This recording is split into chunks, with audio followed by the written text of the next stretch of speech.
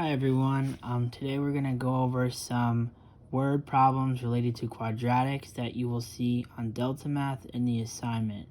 So with these two types of word problems in the two examples I'm going to show you, you have to convert from a written sentence into some type of mathematical expression.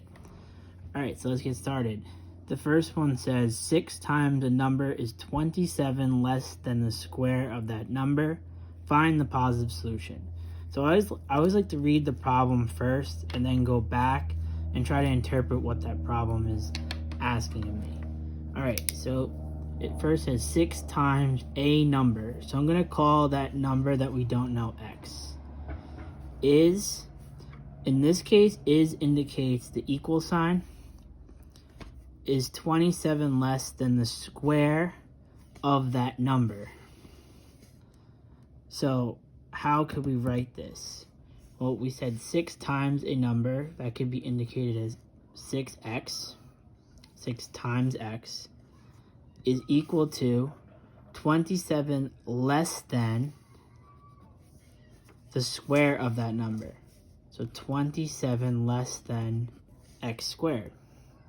Alright, so now you have your expression and you're asked to find the positive solution. So you have to solve this quadratic. Now, whenever we have a quadratic and we're looking to solve it, we have to make it equal to 0 in order to solve, in order to use that zero product property. So what I'm going to do first is subtract 6x on both sides.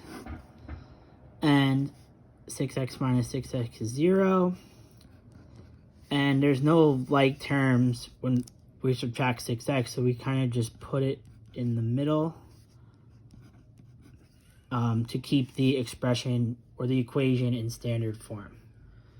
All right, now to solve for, to find our solutions or our roots, we're going to have to factor this expression. So we're looking for two numbers that multiply to negative 27 and add to negative 6.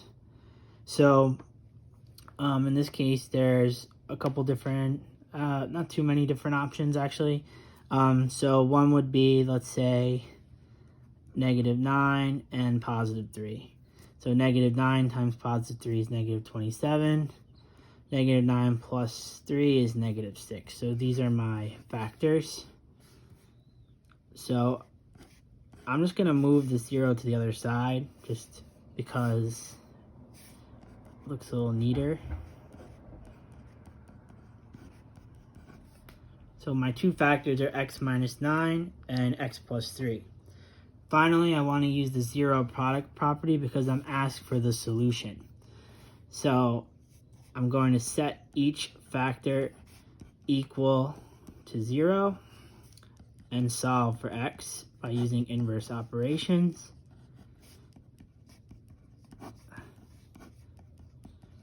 And I'm looking for the positive solution. So my positive solution in this case is x equals 9. So that would be the answer that I put in on Delta Math. Okay everyone, I figured we could do one more practice problem. So this one is slightly different, but still the same idea. You're still converting from a written sentence into an algebraic equation. All right, so this one says, when 21 is subtracted from the square of a number, the result is 4 times that number. Find the negative solution. Okay, so in this case, the is actually doesn't indicate the equal sign. So it says, when 21 is subtracted from the square of a number. So the square of a number would indicate x squared. So 21 is subtracted from x squared.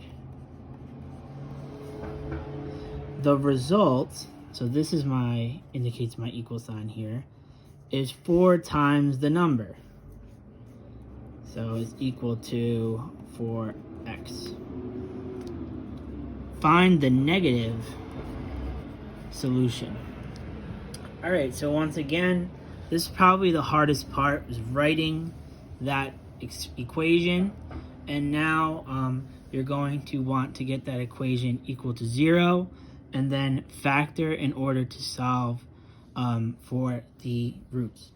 Okay, so the first thing I want to do is move everything to either the left or right hand side of the equation. It's easier in this case to move everything left because there's only one term you would have to move. So I'm going to subtract 4x on both sides. Now once again, there are no like terms, so you're kind of just putting this all together in standard form. And now you have an equation equal to 0. So you can factor. So we're trying to find two numbers that multiply to negative 21 and add to negative 4. So some numbers that multiply to negative 21. Well, we could say 1 or negative 1 and 21, negative 3 and 7, or vice versa. So I'm going to start with, let's say, negative 3 and 7. Well, if I add negative 3 plus 7, I get positive 4. And I want negative 4, so that's not going to work.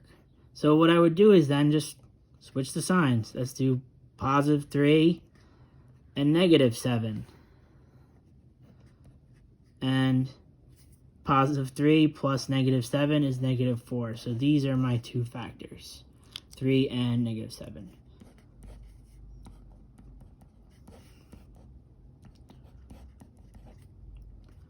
Okay, now finally I'm going to use the zero product property to set each factor equal to 0, and that will allow me to solve for my roots.